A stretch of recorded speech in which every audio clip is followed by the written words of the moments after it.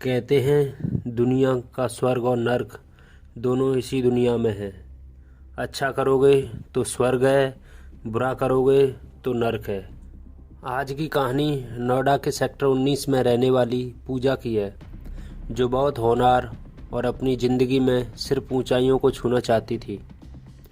Office का काम ख़त्म करने के बाद पूजा को पुलिस स्टेशन जाना था, एक पुलिस केस के चक्कर में स्टे देने, जिसे निपटाकर थकी हारी देर रात वो घर पहुंची।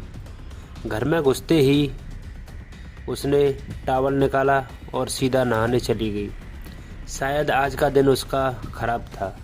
नहाते नहाते ही पानी चला गया। परेशान होकर गुस्से में बाहर निकली और रात के कपड़े पहनकर अपने कमरे में सोफे पर बैठकर टीवी देखने लगी। दिन भर के थके होने के कारण पूजा की आंखें नींद से बंद हो रही थीं और उन्हीं आधी बंद आंखों से पूजा ने अपना ही कमरा टीवी पर साफ साफ देखा। उसकी नींद ये देखकर एक झटके से खुल गई।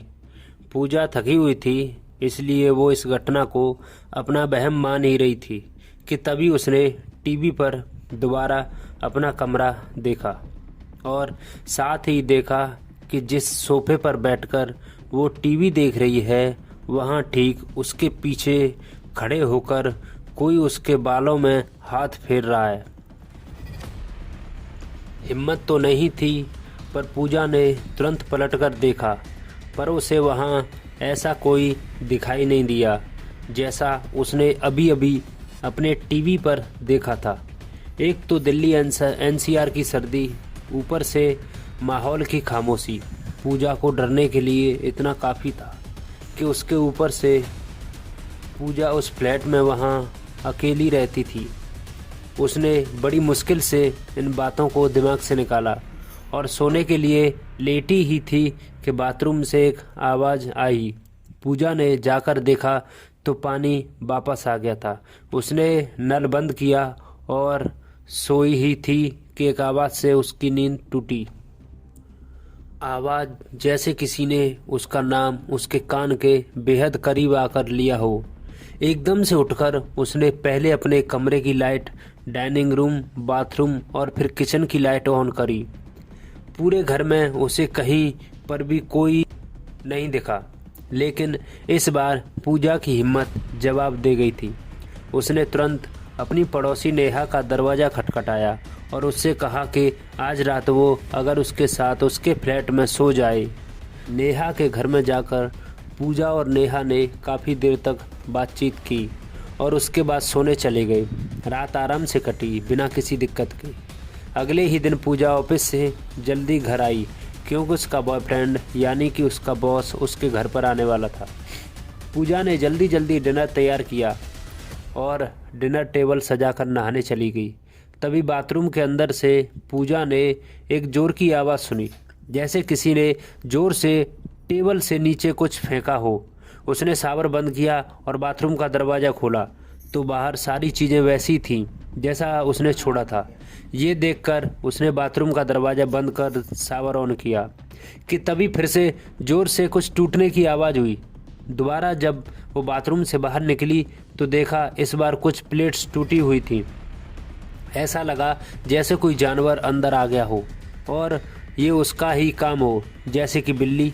इसलिए इस पर ज़्यादा ध्यान न लगते हुए उसने वो सारी प्लेट्स उठाकर डस्टबिन में डाली और उसके बाद वापस डिनर टेबल को फिर से सजा दिया। थोड़ी ही देर में दरवाजे पर दस्तक हुई। पूजा ने गेट खोला और सामने देखा तो सामने रोहित खड़ा था, या फिर ये कहिए उसका बॉयफ्रेंड, या शायद उसका बॉस कहना ही ठीक होगा। पूजा ने उसका वेलकम किया, क्योंकि पूजा के घर में रोहित पहली बार ही आया था। दोनों ने काफ़ी देर तक काम किया, प्यार मोहब्बत और करियर की बातें की और उसके बाद डिनर टेबल पर बैठे।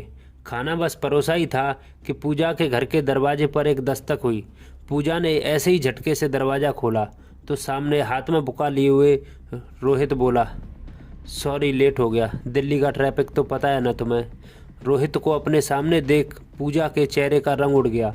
उसने पलटकर देखा तो अब तब जो उसके साथ था अब वो वहाँ पे नहीं था।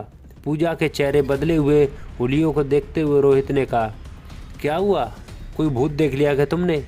पूजा ने हिचकिचाते हुए खुद को संभालते हुए जवाब दिया कि नहीं, ऐसी बात नहीं है, तुम अंदर आओ। रोहित अंदर आया और उसके बाद दोनों ने काफ़ी देर तक बातें की और फिर डिनर करके टीवी देखते देखते सो गए। देर रात रोहित की आंख खुली एक धीमी सी आवाज़ से, क्योंकि एक मच्छर रोहित को काफ़ी परेशान कर रहा था। उसकी नींद आंखों से ओझल हो चुकी थी इस मच्छर के कारण, जो पिछले आधे घंटे से उसको परेशान कर रहा था। रोहित उठकर पानी पीने हॉल में गया और फ्रिज का दरवाज़ा खोला। फ्रिज का दरवाज़ा खोला ही था कि हॉल का पंखा अपने आप शुरू हो गया। रोहित ने नज़र उठाई तो देखा पंखा तो चालू ही नहीं है।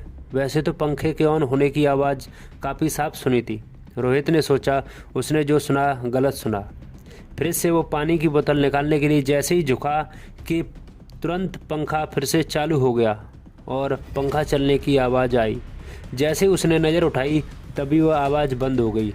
फिर झुकाई तो आवाज़ फिर से आने लगी और उठाई तो फिर बंद। रोहित दौड़ता हुआ कमरे की ओर गया और वहां जाकर जो उसने देखा वो उसे देख अपनी आंखों पर विश्वास नहीं हुआ।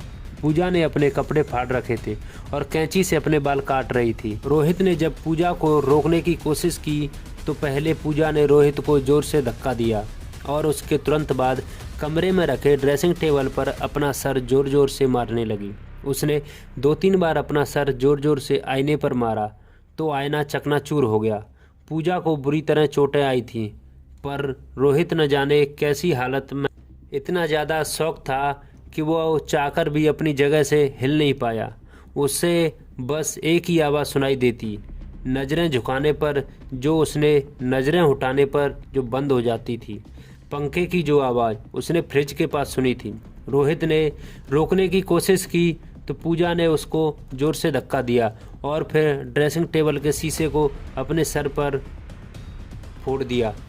अपने चेहरे पर जगह जगह से बुरी तरह खरोंच दिया। पूजा के पूरे चेहरे पर जगह जगह से गहरे कटे होने के कई निशान थे और पूरा चेहरा खून से भरा हुआ था। रोहित ने अपनी हिम्मत दिखाई और अपनी जगह से उठा और पूजा को संभालते हुए ज़ोर से चीखा, क्या कर रही हो तुम, पागल हो गई हो क्या? तभी पूजा बेहोश होकर धड़ाम से ज़मीन पर गिर पड़ी।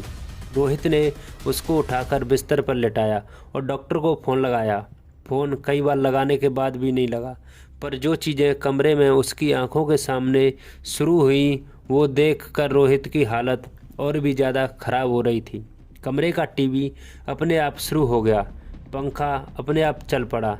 इससे पहले कि रोहित समझ पाता कि ये सब क्या हो रहा है, उसने एक आवाज़ सुनी। किसी के भयंकर तरह से गुर्राने की आवाज़ सुनाई दी।